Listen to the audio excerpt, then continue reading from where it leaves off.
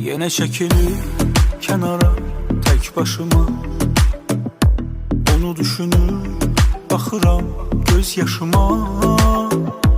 Yalan olmuş hayatım, sınıp kolum kanadım, bacarmıram özümü çok sınadım.